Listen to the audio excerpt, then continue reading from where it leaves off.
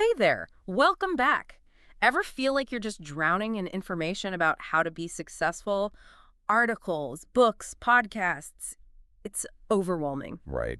Well, think of this deep dive as your life raft. Yeah. We're going to take a fascinating YouTube video by entrepreneur Iman Gadzhi Okay. and pull out the most valuable insights, the stuff that can actually help you achieve real freedom. Exactly. We're talking about cutting through the noise and getting to the heart of what it takes to build a life on your own terms. Gadzhi calls this the path to sovereignty, Ooh. and he's laid out a series of codes to guide us.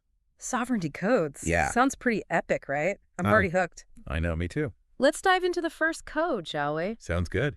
It's all about knowledge, Yes. but not just any knowledge. Right. Gadzhi makes a distinction between conceptual knowledge and empirical knowledge. What's the difference and why should we care? Well, he argues that conceptual knowledge, the kind you often get from traditional schooling, can be a trap. Oh, interesting. You've spent years learning theories and ideas that may be intellectually stimulating, Yeah. but don't necessarily translate to real-world success. Right.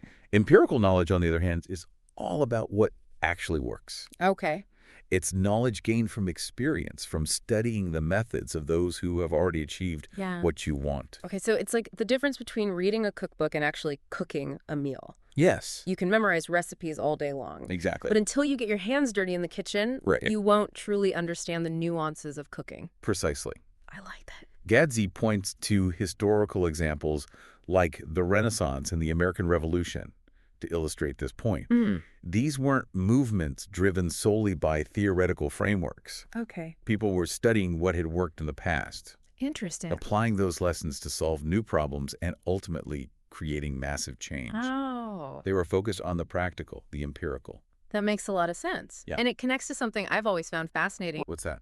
You see these interviews with super successful people, millionaires, entrepreneurs, you name it. Yeah. And when they're asked for advice, they almost always say the same things. Like what? Work hard, Yep. try things, Right. don't give up. Exactly. It's rarely about having some fancy degree or specialized knowledge. Yeah, it's true. It's about action, Action, yeah. experimentation, Yes. and learning from real-world experience. That's exactly what empirical knowledge is all about. It's about getting out there and doing the work, I love that. observing what happens, and adjusting your approach based on the results. So true. And the best way to shortcut that process is to find people who have already succeeded in the area you're interested in Okay, and study their methods. gotcha. Think of it as mentorship on a massive scale. So instead of getting bogged down in theory, we should be seeking out mentors or studying the work of those who've achieved the results that we want. Yeah. Their successes and failures become our textbook. It's a much more efficient way to learn, wouldn't you say? Absolutely. I think so too. Now, the second code Gadzhi dives into is all about the power of community. Okay. And it's a fascinating concept. Oh. He talks about how we can essentially hack our way to discipline by surrounding ourselves with the right people. Hack our way to discipline. I'm all ears.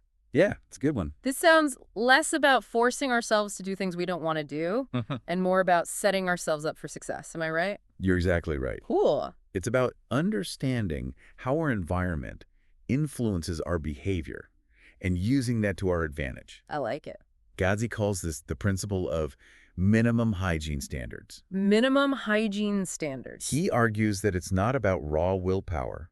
It's about who you surround yourself with. Makes sense. Their standards become your standards, whether you consciously realize it or not. So if you're constantly hanging out with people who are driven, ambitious, and disciplined, Yes. their habits will naturally start to rub off on you. Well, It's like osmosis, but for success. I love it. exactly. Mm-hmm. He gives an example of his own experience running a program for entrepreneurs. Okay. He found that the drive and dedication of his students actually motivated him to stay on top of his game. Oh, wow. Their energy became contagious.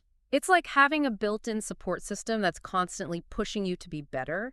It's accountability without the nagging. Right. It's about choosing your influences wisely and letting their energy fuel your own growth. So the takeaway here is to find your tribe, your people, Yeah. those who are striving for similar goals. Exactly. And this can be online or in real life. Oh. The point is to create a circle of support that elevates your standards and helps you stay on track. Now, the third code challenges our traditional notions of success and freedom.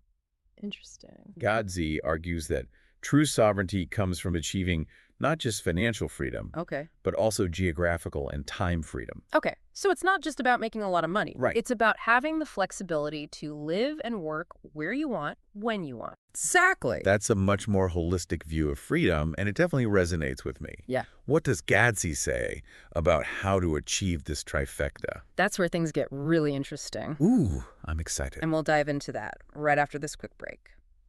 All right, I'm eager to hear how Gadzhi says we can achieve this financial, geographical, and time freedom. It feels like most traditional career paths prioritize one or two at most. He brings up a great point. Yeah. Think about doctors or lawyers. Yeah. Many are financially successful, True. but often tied to specific locations and Yeah. demanding schedules. Makes sense. That lack of flexibility can feel like a different kind of trap, even with a high income. Right. Gadzhi argues that true sovereignty requires a different approach. So how do we escape that trap? What's the key to unlocking all three freedoms? He believes the answer lies in the world of digital business. Okay. And it makes sense when you consider its inherent flexibility Yeah. and potential for what he calls leverage. Now, I've heard that word leverage thrown around a lot in the business world, Yeah. but I'm not always sure I fully grasp it. Okay. Can you break it down for me? Leverage is about working smarter, not just harder. Okay. It's about finding ways to multiply your efforts so you're not constantly trading your time for money. Gotcha. In the context of digital business, this can take many forms. Okay. You can leverage your time by automating tasks Right. or using scheduling tools. Makes sense.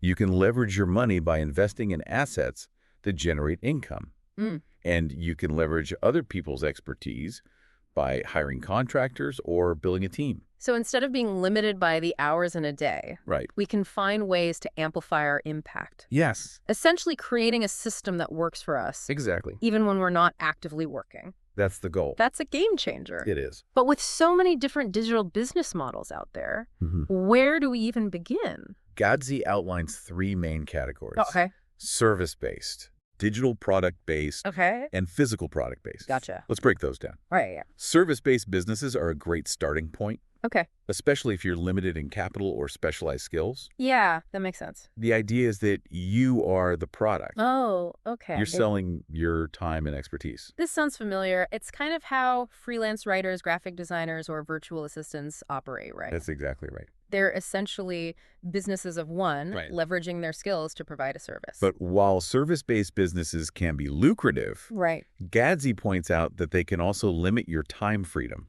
I see. because your income is directly tied to the hours you work Yeah, that's true. to truly break free. Okay. He advocates for transitioning to a model where you're no longer trading time for money. This makes me think of that saying, work on your business, not in your business. I love that one. It's about moving away from being the sole operator Yeah, to building something that can function right. and hopefully thrive Exactly. without your constant attention. And that's where digital and physical products come into play. Oh, okay. They offer the potential for what's called passive income, Ooh, passive income. where you create something once, Right. and it continues to generate revenue even while you sleep. Okay, now we're talking. That sounds like the ultimate freedom. It can be pretty great. Can you give us some specific examples of digital and physical products? Sure. Okay. Digital products could be anything from online courses and ebooks Right. to software and apps. Makes sense. The beauty of digital products is that they're infinitely scalable. Oh, cool. You can sell the same product to thousands of people without having to reproduce it each time. Wow. Physical products could be anything from clothing and accessories to gadgets and home goods. Okay. The key is to find a product that solves a problem or fills a need in the market, Gotcha. and then leverage online platforms like Amazon or Etsy Yeah. to reach a global audience. So Gadzhi actually started out with a service-based business, right? His content creation agency. Yes. But didn't he transition to something else later on? He realized that while his content agency was successful, Okay. it was ultimately limiting his freedom because his income was tied to the hours he and his team worked. Right. He needed a model with more leverage, Uh-huh. one that could scale without requiring a proportional increase in effort. Makes sense. So he shifted gears Okay. and launched an advertising agency. Now, this is where it gets interesting. Yeah. He talks about how running a $10,000 advertising campaign Right. versus a $100,000 campaign Uh-huh. requires essentially the same amount of work. Yep. It's just a matter of scaling the budget Right. and managing a larger team. That's the power of leverage in action. I love it. Instead of working 10 times harder to earn 10 times more, he found a system where one well-crafted ad campaign could attract 10 times the clients with minimal extra effort. It's a brilliant example of working smarter, not harder. And he actually shares his numbers, which I love. Yeah, he does. He says his advertising agency is making around $45,000 a month in profit Wow. from just 7 clients. That's amazing. With only 1 employee. That's incredible. That's amazing. It is. I mean, who wouldn't want that kind of freedom and earning potential? What's even more fascinating is how he ties this into the rise of artificial intelligence. Oh, interesting. He believes that AI tools have the potential to further amplify our leverage by automating tasks, Right. generating content, Yeah. and even managing certain aspects of our businesses. Cool. It's like having a superpowered assistant working 24/7 to help us achieve our goals. So it's not just about picking the right business model. It's about embracing new technologies that can give us a serious edge. Definitely. I'm sensing a theme here. What's that? Finding ways to work smarter, not harder. Yes. It feels like that mindset shift is at the heart of what Gadzhi calls sovereignty. Absolutely. But it's not just about having the right business model and tools. Right. It's about having a solid foundation for your business to operate efficiently and effectively. Right. Which brings us to Gadzhi's 5th code.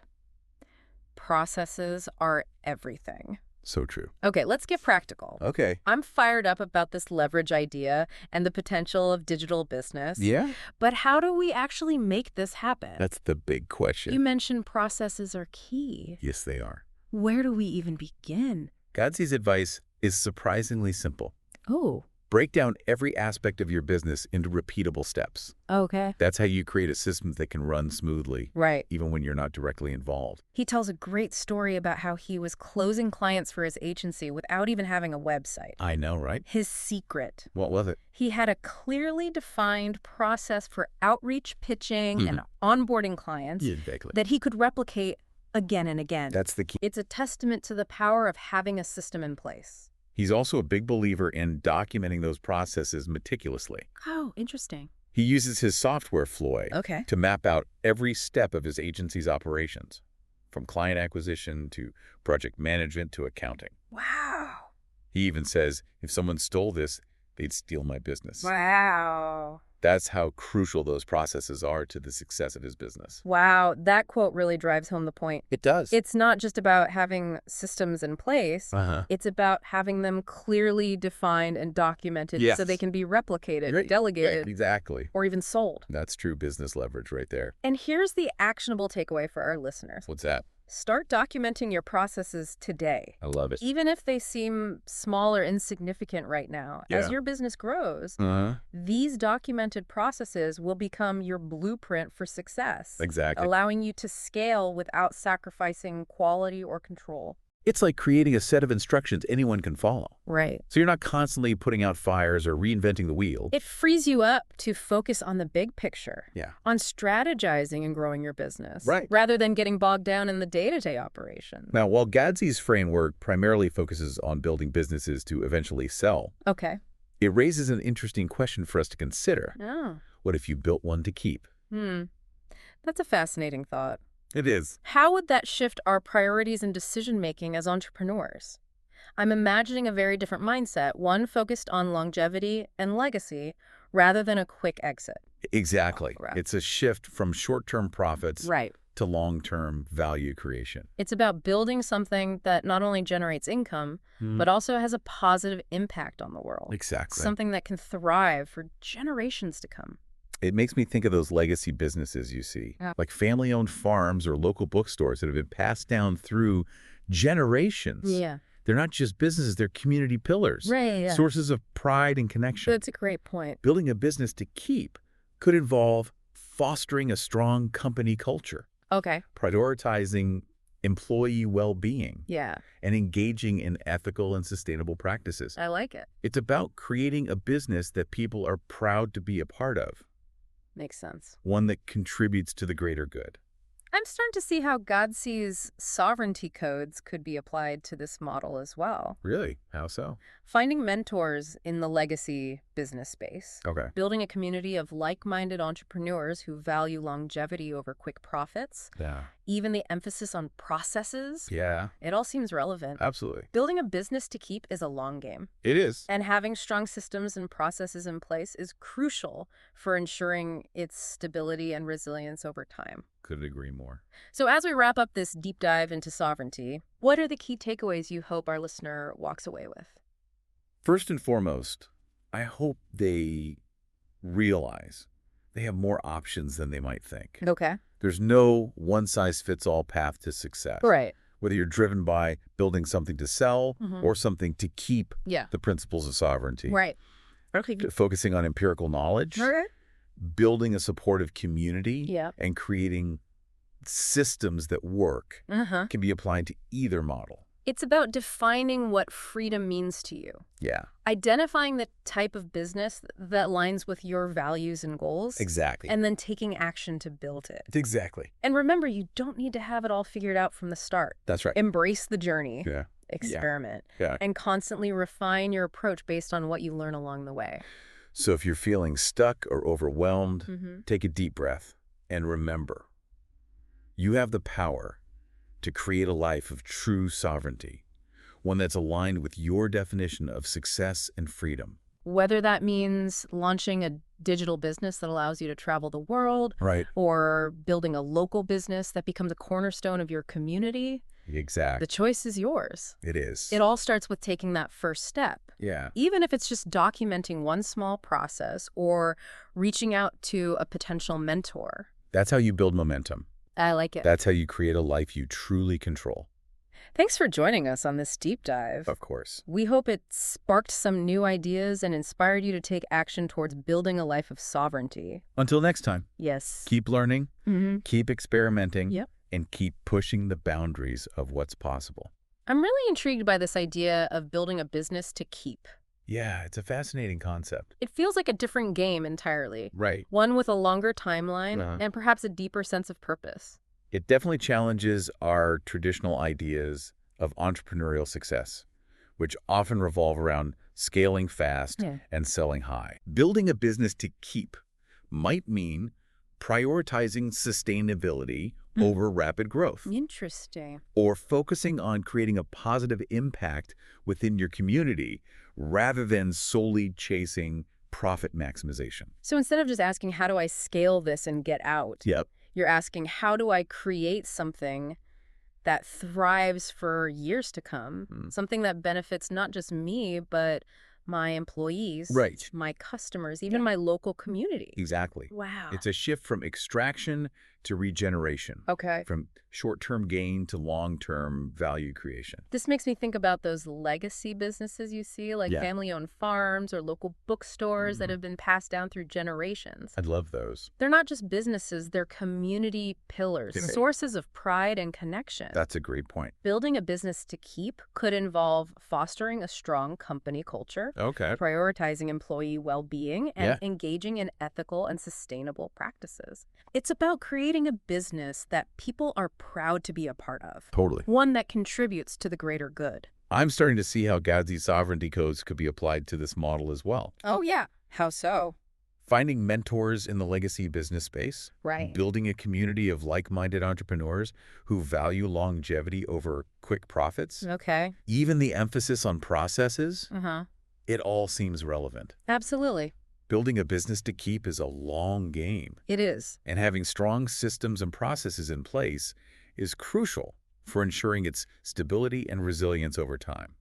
So as we wrap up this deep dive into sovereignty, Okay. what are the key takeaways you hope our listener walks away with? First and foremost, I hope they realize they have more options than they might think. Yeah. There's no one-size-fits-all path to Serves success. true. Whether you're driven by building something to sell or something to keep, the principles of sovereignty focusing on empirical knowledge, Uh-huh. building a supportive community, and creating systems that work can be applied to either model. It's about defining what freedom means to you, Exactly. identifying the type of business that aligns with your values and goals, Yes, and then taking action to build it. And remember, Yeah.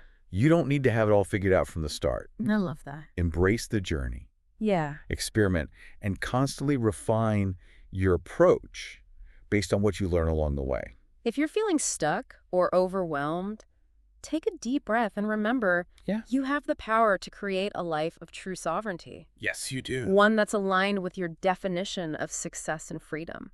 Whether that means launching a digital business that allows you to travel the world or building a local business that becomes a cornerstone of your community, Wow. the choice is yours. It all starts with taking that first step. It does. Even if it's just documenting one small process or reaching out to a potential mentor. That's how you build momentum. That's how you create a life you truly control. Well said. Thanks for having me on the deep dive. Oh. Had a great time.